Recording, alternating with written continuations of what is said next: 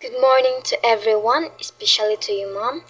So today I will discussing about biotic potential and carrying capacity. So first is what is biotic potential? When we say biotic potential is the ability of population to increase under ideal environmental conditions. So that is when there is unlimited food, water, and space and no predators or diseases. So under these perfect conditions, um, the population grows rapidly and forms a J-shaped curve on a graph. So, para mas masabtan pa ninyo, maghatag og example. So, human population in England during the Industrial Revolution. In the 18th and 19th centuries, ang population sa England ni-grow very fast tungod kay daghan sila mga foods and hinlo po nila mga palibot like ingana.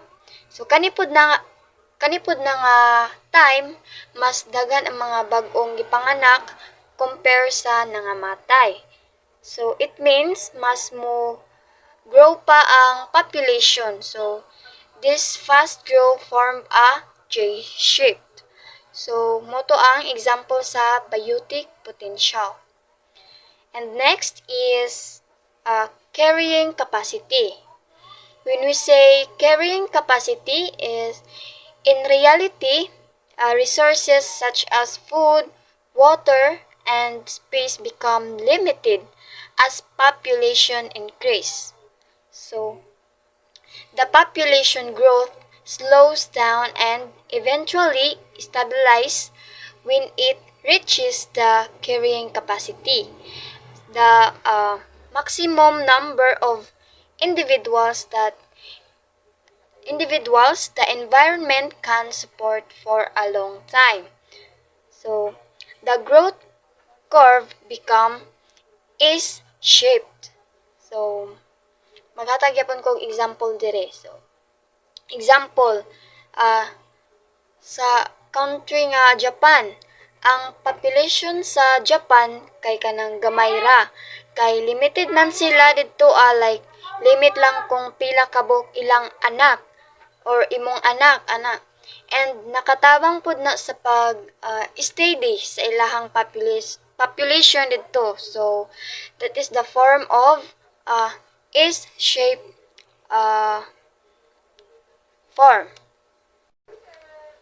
And the last one is population crust.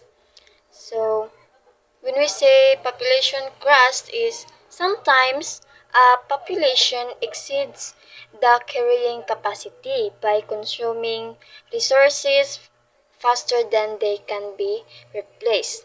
So when resources become depleted, the population suddenly declines. This is known as a crash. Maghatag og example. So, sa ubang lugar na kanang daghag og tao, ug kung daghan ng tao, daghan sad magamit nga mga like kanang pagkaon or other resources.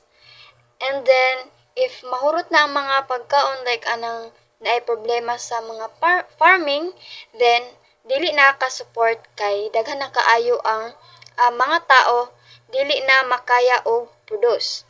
So, gutomon na mga tao na and then or naay kanang possible nga mga matay ang uban tungod sa kagutom.